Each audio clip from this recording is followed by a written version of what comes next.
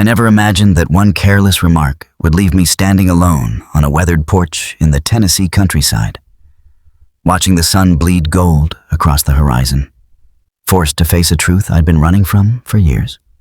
Before we dive in, if you believe in second chances, healing, and the quiet power of hope, take a second to like this video, drop a comment, share it with someone who needs it, and subscribe. Stories like this one remind us that life's biggest turning points often sneak up on us. My name is Daniel Foster. I was 59, a widower, fully convinced my best days were behind me. 2 years before I'd buried my wife, Margaret, after she fought a long battle with illness. We'd spent nearly 3 decades together in Indiana, raised a son and a daughter, and built something I thought would last forever. When she died, it was like someone had reached inside me and switched off every light.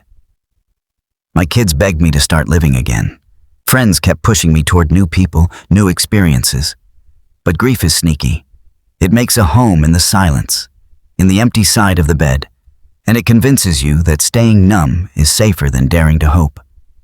That August, my daughter, Emily, talked me into staying at a small countryside inn near Asheville. She said I needed sunshine and a break from the same 4 walls. I went along with it, mostly to stop her from worrying.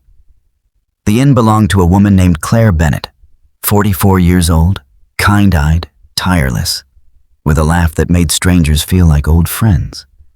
She'd taken over the property after losing both her parents within a short span of years, and had poured herself into turning the old house into a quiet sanctuary, framed by open fields and wildflowers along the fence lines. In the beginning, we were nothing more than polite strangers passing on the porch. She poured coffee each morning. She checked in on guests every night before bed. But somewhere in those 2 weeks, something shifted. I caught myself waiting for our talks. We covered everything: faith, old regrets, the family we'd built, the dreams that never quite happened. She told me about stepping in to raise her little brother when her parents got sick. I told her about Margaret, about the decades we'd shared. Nothing about it was improper.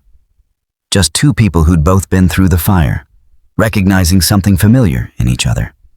One sunlit afternoon, Claire came out with a plate of warm apple fritters, and the wind carried their smell across the yard while sparrows chattered in the branches.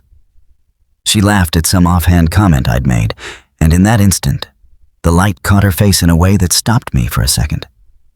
Before I could stop myself, I said, "If I were younger, I'd have married you." I thought she'd brush it off with a smile. Instead, her expression shifted. She was still smiling, but something behind her eyes went still. Then she said the thing that knocked the wind out of me. She told me it wasn't my age keeping us apart. It was my fear. Those words cut deeper than anything anyone had said to me in years, because somewhere inside, I already knew she was right. I'd spent years hiding behind excuses, grief, bad timing, being too old.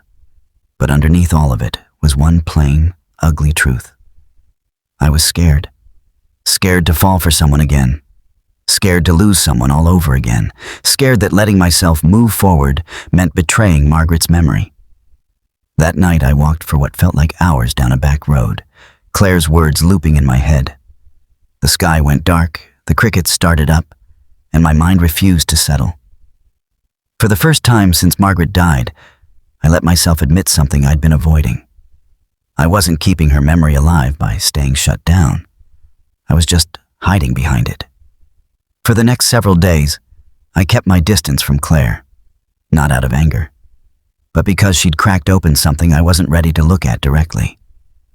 Then a storm rolled through, hard and sudden, and knocked the power out across the whole valley. Guests crowded into the dining room, candles flickering on every table. While everyone traded stories and laughed in the half-dark, I watched Claire move from person to person, making sure nobody felt forgotten. One older guest needed her medicine kept cold. Claire figured it out. A young couple panicked about missing their flight. Claire sorted out a ride. A tired family with restless kids, Claire pulled out games to keep them busy. She wasn't doing it for praise. It was just who she was. Watching her that night, something clicked into place for me. Love isn't only about romance. Love is showing up. Love is the small, unglamorous acts of choosing someone, day after day. The morning after the storm cleared, I found Claire on the porch by herself.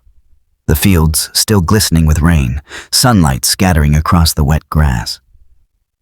I thanked her, not for the hospitality this time, but for telling me the truth. I admitted she'd been right all along. I'd been afraid that letting myself love again would somehow erase what I'd had with Margaret. She reminded me gently that real love doesn't get erased when something new comes along. It just makes room. The heart doesn't trade one love for another. It expands. Back home in Indiana, we kept talking. Phone calls turned into nightly habit. Visits followed. And before either of us fully realized it, we were building a future neither of us had seen coming. A year after that storm, surrounded by our families and the people who'd walked this journey with us, Claire and I got married under that same Tennessee sky where it all started. Before I get to the end, I'd love to know what you think. Drop a comment and tell me if you believe second chances find us exactly when we need them most. Looking around at our wedding, I saw my kids beaming, Claire's brother fighting back tears, and a room full of people celebrating something that once felt out of reach. If this story moved you, hit like, share it with someone who could use a little hope today, and subscribe for more stories like this one. When people ask me now what changed everything, I don't talk about the wedding day. I talk about one sentence, spoken on a porch in the middle of nowhere. Because sometimes it's not the words we expect that change us. It's the ones that finally say out loud what we've been too afraid to admit to ourselves. I always thought age was the wall between me and happiness. It wasn't. It was fear. And the second I let go of it, I found out second chances don't belong to the young. They belong to the brave. Sometimes all it takes is one person willing to tell you the truth, to remind you your story is far from finished.